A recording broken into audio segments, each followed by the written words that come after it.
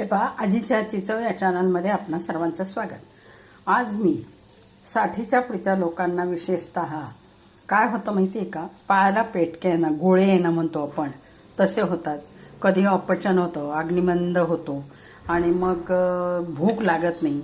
अशा वेळेला आपण हा जर काढा घेतला तर जरूर आपल्याला त्याचा फायदा होतो। माझा मुलगा मुलगी दोघेही डॉक्टर आहेत आयुर्वेदिक, आणि त्यांनी सांगितलं ही ही बडीशेप आहे। आता हिवाळ्याचे दिवस आहे म्हणून मी थोडीशी गरम करून घेतलेली। या ठिकाणी हे धणे आहेत पहा, आणि या ठिकाणी हे जिरं घेतलेले, धणं जिरं बडीशेप आणि इथे ओवा। तर असे हे दोन दोन चमचे सगळं घेतलेलं आहे। खरं तर याचा अर्धा अर्धा चमचा घेऊन त्याचा काढा घेतला तरी चालतो, परंतु या ठिकाणी आम्हा दोघांनाही त्याची गरज आहे वयानुसार, आणि म्हणून मी काय केलंय, हे सर्व थोडं गरम करून घेतलेलं आहे।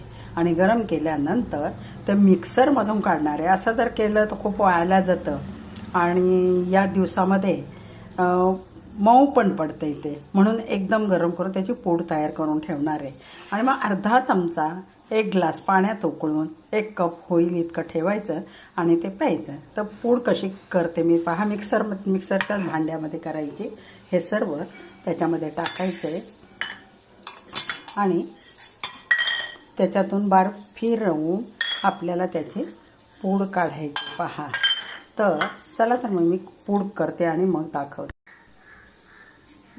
हे पहा, मी मिक्सरमधून भरड पूड काढलेली आहे। खूप बारीकही करायची नाही, भरड काढलेली आहे।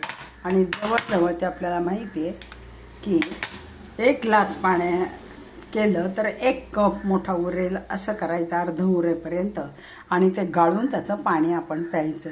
तर तुम्ही नक्की करून पहा।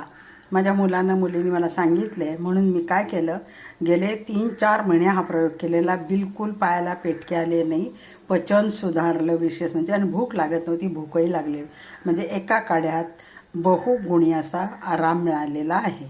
धन्यवाद। तुम्ही पण करा आणि माझा व्हिडिओ शेअर करा, सबस्क्राईब करा नसेल तर। पण ह्या आयुर्वेदिक काढा खूप गुणकारी ठरलेला आहे, याचा मी अनुभवानं सांगते। धन्यवाद।